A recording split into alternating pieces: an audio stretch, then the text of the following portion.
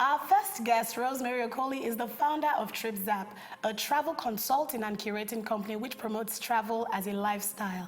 TripZap's primary objective is to encourage travel to Nigeria and African destinations by providing fully curated, safe, stress-free, all-inclusive trips to the best attractions, ensuring a seamless travel experience around Africa.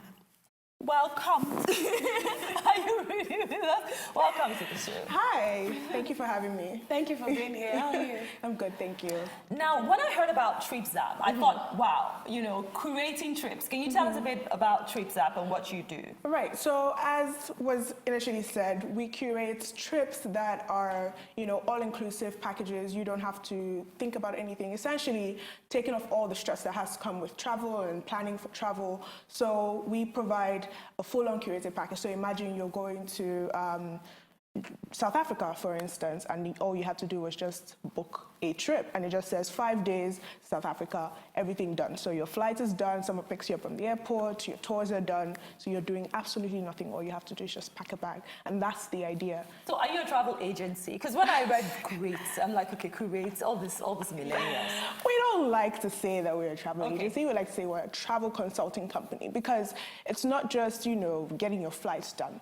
It's not just what the general agent does. Is like walking you through everything, consulting with you. What kind of holiday do you want? What kind of traveler are you? But you basically you concentrate on local and continental trips. So you do Nigeria, and you do Africa. Yes. So I was going to ask that, why the interest? Because I know a lot of curating companies who do Switzerland and Bali and go to other parts of the world. Why have you focused on Nigeria and South That's Africa? an interesting question, I guess.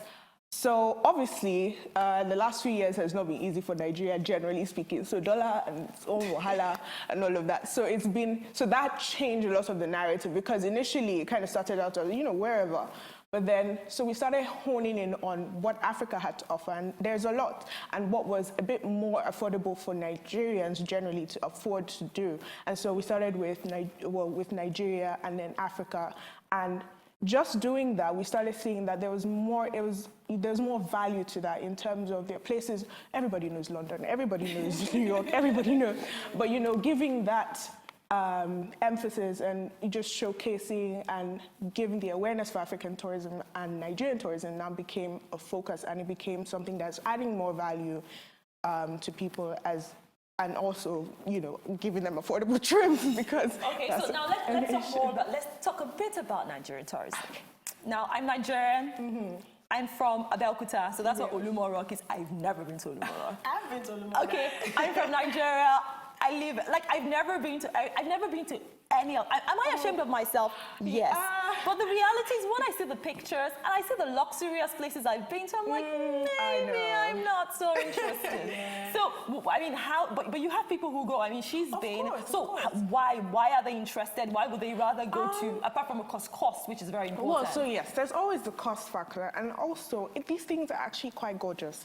So it's not the same. I guess, it's different for different people, and it depends on what kind of traveler you are. If you're an explorer and an adventurer, you really don't care. It's not about being on a nice beach or some luxurious, in a nice hotel. It's not about that. It's about the things you see and the experience, and, going and seeing some views.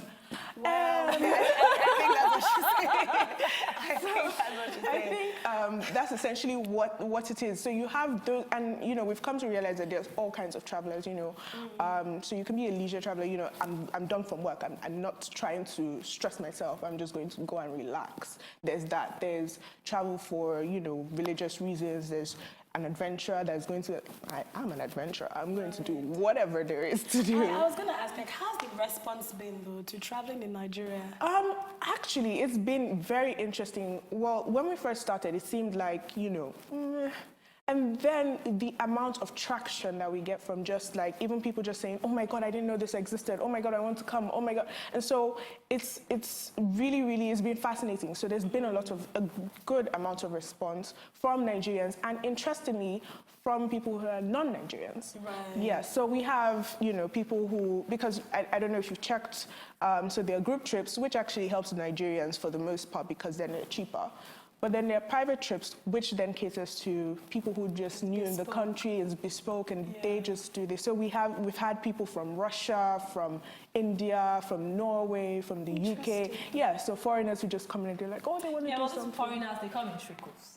No, Do they come in trickles? Do they come in trickles? To be fair, I don't think it's that they come in trickles. I'm sorry. Apart from even trickles, do they come from outside of Nigeria? Or they're Yeah. the one, from outside of Nigeria? Yeah. Oh, I thought it was actually the ones resident. No, Oh, okay, sorry. the ones who are resident here know how to get around, so they will bring their locals. Yeah.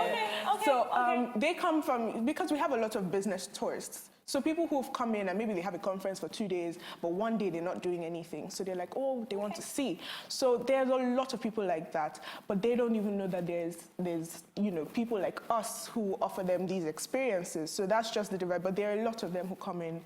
Like that. So these group trips, it's like just different people. So how does it work? You put out your dates. You say from September 15 to September 20, we're going to somewhere. Kano. Yeah, so okay, I'll give you, for instance, the Sala trip. So it was Jos and Bauchi, and it was a 3-day trip. So essentially, and on the website, it shows you the entire itinerary. You will leave at 9 a.m., first day, go to here, second day. And it gives you options. So if you want to share a room with someone, then you click a duo option, it's cheaper. If you want to have a room to yourself, solo option, and it's more expensive. And then you just essentially book. Just check out and put your details. And that day you come at the time that was set, and you know who your host is, and that's it. Okay, so now you're so excited, and I'm very, very happy with the passion. But the reality is, I'm sure you do have a few challenges. So what challenges? I mean, again, we're all about providing solutions, but the reality is, I believe that you always have to do an audit of the problems before you get solutions. So what would you say are the problems, and then what would make it easier for you, essentially, to be able to do this more successfully? I guess first is just, generally a lack of, I wouldn't say, let me not say lack, but, poor infrastructure and the poor awareness for this kind of thing. So by poor infrastructure, you mean like the roads, the roads, because it's unpredictable. Now, for instance, I'll still use the Sala trip. It would have been easier to fly into Jos and then take off from there, but you cannot trust that you would arrive, or the airline can decide to cancel. So you don't do things like, oh, I'm going to just book a flight, and then you have all these people now fight with you but you're not the airline, So it's all this kind of things that you now have to create around. Then there's also, a lot of these sites are not fully developed in terms of there are no support facilities and all of that. There's no gift shop. There's no maybe somewhere to eat is, back in town, all this kind of thing. So we have to cater to everything for our, our guests. And you still make it fun, nevertheless. Yes. So sorry, one question. How do you discover these places? Like, what's the process? So you have to go there Yes, first, meet people there, ask what are the fun things to do there? Not necessarily. So, first, interestingly, there's information if you look for it, if you're looking for it. So it's one thing first, we kind of, okay, fine, there's this place, we've heard of it, it's, and then we try and get a bit more information about it, then we go and check it out. Okay. And then, so then we now curate all of that. So we now start to look for what good hotel, because what you see online is not always, it's not always what you get. Yeah. So we have to go and see, it has to be decent, because I know I'm not going to sleep in a crappy hotel. So we're not going to try and make our clients sleep in a crappy hotel. So we'll go check it out and then curate from there. We have a local there, all of that, and then it runs smoothly. So, okay.